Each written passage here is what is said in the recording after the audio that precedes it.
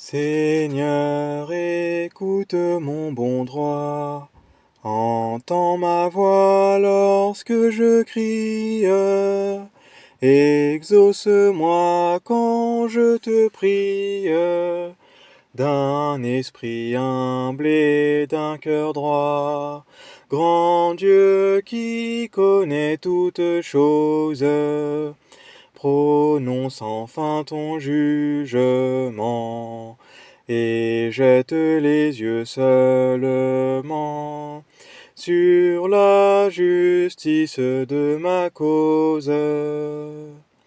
N'as-tu pas éprouvé mon cœur, la nuit même au lit où je couche? Il est d'accord avec ma bouche. Tu l'as ainsi trouvé, Seigneur, quoi que les hommes puissent faire.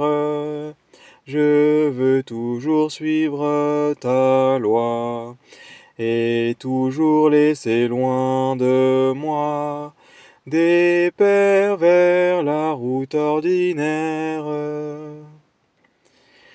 Ô Dieu, veuille affermir mes pas, au chemin où ta voix m'appelle, fais que jamais je n'y chancelle, et que mes pieds ne glissent pas. Mon Dieu, si je te prie encore, c'est que tu m'exauces toujours. Prête l'oreille à mes discours, entends l'affligé qui t'implore. Fais qu'on admire ta bonté et qu'on redoute ta puissance, toi qui protèges l'innocence contre ceux qui t'ont résisté. Souffre qu'à l'ombre de ton aile, je repose tranquillement, et me tiens aussi chèrement qu'on tient de son œil la prunelle. Sans toi je ne puis échapper à ce qui tant d'ennui me donne, à ces cruels qui m'environnent, dont la main est prête à frapper.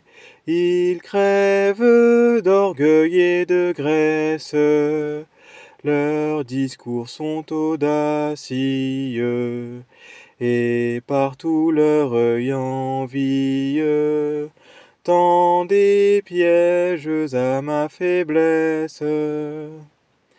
Surtout leur chef superbe et fier est tel que le lion qui quête, qui voit un faon et qui l'arrête, sortant sur lui de son haillé.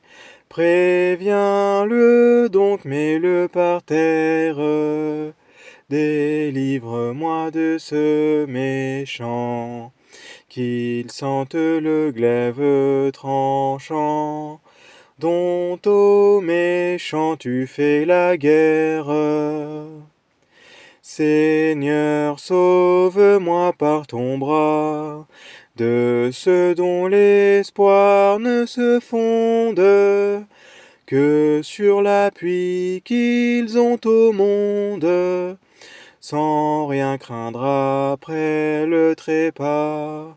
Leur cœur nage dans les délices, tout semble répondre à leurs vœux. Leurs enfants même ont après eux leur abondance avec leurs vices. Mais moi dans un éclat nouveau, je jouirai de ta présence, qu'emparé de mon innocence, je me lève